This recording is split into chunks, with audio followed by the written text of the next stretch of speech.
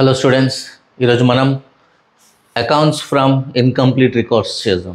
ఇది మనకి 12 marker question. ఇది accounts from incomplete records is also known as single entry system.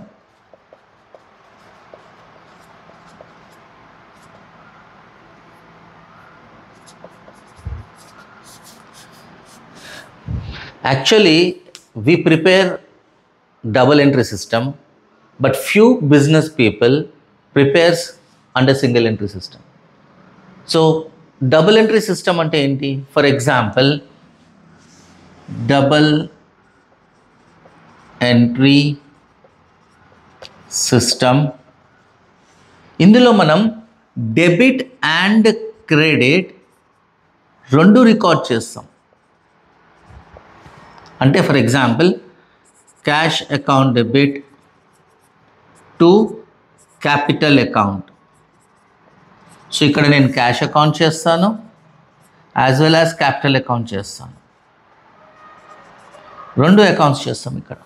అందుకే దీన్ని డబల్ ఎంట్రీ సిస్టమ్ అంటాం. అంటే 2 times రికార్డ్ అవుతుంది. ఒక డెబిట్ రికార్డ్ అవుతుంది, ఒక క్రెడిట్ కూడా రికార్డ్ అవుతుంది.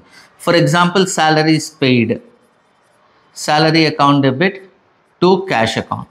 So cash account already prepare చేశాను, ఇందులో రికార్డ్ చేస్తా. దెన్ సాలరీస్ అకౌంట్ సపరేట్గా మళ్ళీ ఓపెన్ చేస్తాను, సాలరీ అకౌంట్. సేల్స్ తీసుకుందాం, right. Sold goods on credit, right. So datas account debit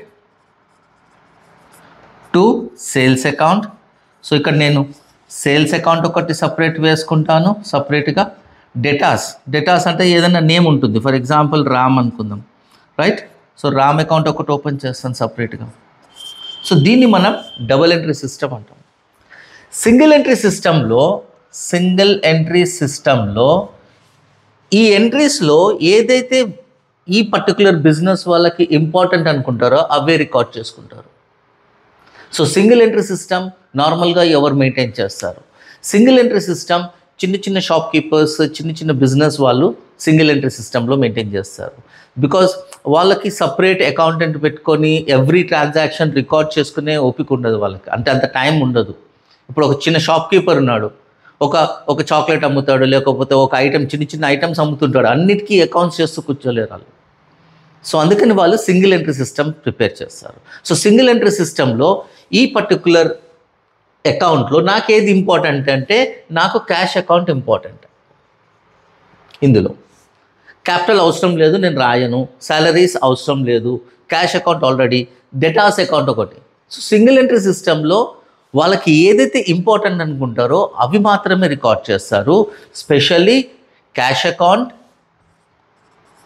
sundry debtors account, sundry creditors account, bills receivable account,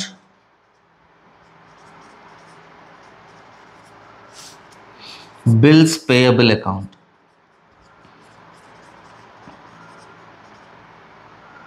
so single entry సిస్టంలో ఇవే prepare చేస్తారు వాళ్ళు. So single entry సిస్టంలో when they are preparing only these 5 accounts, they are not preparing. For example ఇక్కడ salary account చేయరు, capital account చేయరు, sales account చేయరు. So వాళ్ళకి ఏమవుతుందంటే కరెక్ట్ ప్రాఫిట్ ఫైండ్ అవుట్ చేయడం కష్టం. They only can do normal calculation. Cash ఎంత ఉంది, క్యాష్ ఎంత పోతుంది, ఎంత పేమెంట్ అవుతుంది, ఎంత మిగిలింది క్యాష్, ఇది మాత్రమే ఫైండ్ అవుట్ చేయగలరు. They don't know exact profit of their business. So single entry system lo it is difficult for them to find out the correct profit of the business. To find out correct profit of the business, there are 2 methods. First method is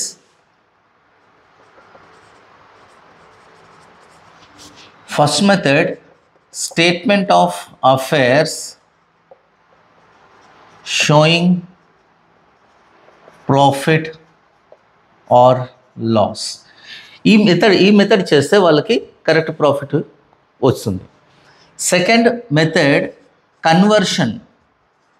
conversion of single entry system into double entry system. అంటే first trader prepares this 5 accounts full year, year ending కాగానే double entry సిస్టంలోకి. Double entry system అంటే how to find out profit to prepare trading P&L account and balance sheet. So స్టార్టింగ్లో ఇవన్నీ prepare చేస్తారు, year ending కాగానే ఇవన్నిటిని మళ్ళీ convert చేస్తాం into double entry system, that is trading P&L account and balance sheet to find out the correct profit of the business. ఇప్పుడు మనం first మెథడ్లో ఎలా ప్రిపేర్ చేస్తాం. So statement of affairs showing profit or loss. ఇందులో మనం 3 steps లాగా తీసుకుందాం. Step 1 preparation of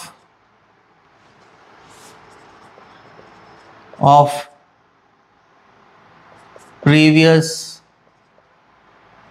year's balance sheet to find out opening capital.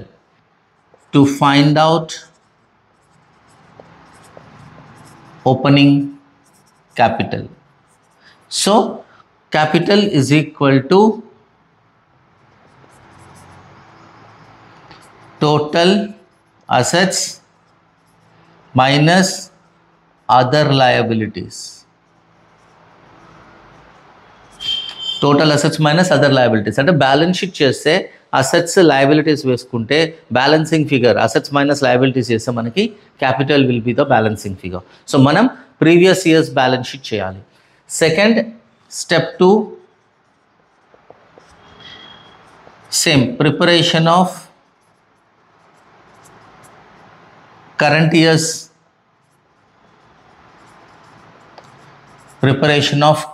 year's balance sheet to find out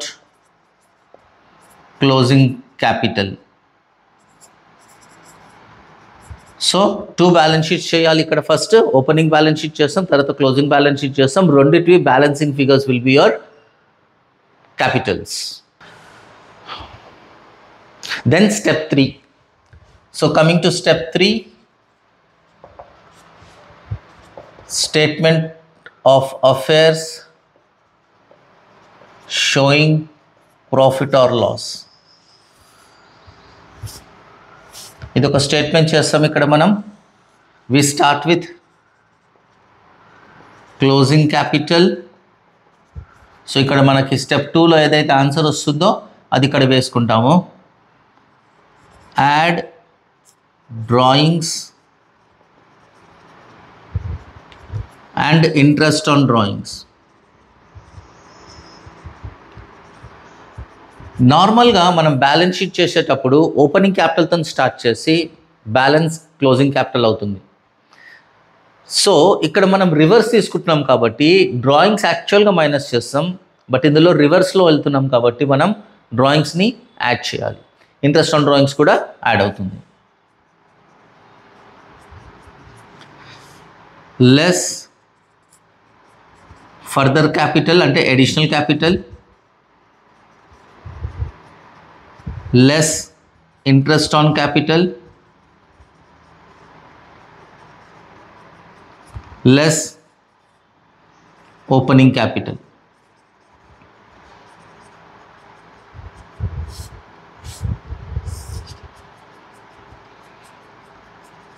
ఇవి మైనస్ చేస్తే మనకు వచ్చిన answer profit before adjustments. Profit before adjustments. So plus or minus adjustments. So అడ్జస్ట్మెంట్స్లో ఏముంటాయి మనకి? Depreciation,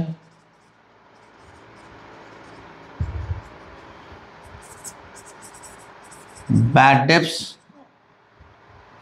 or PDD,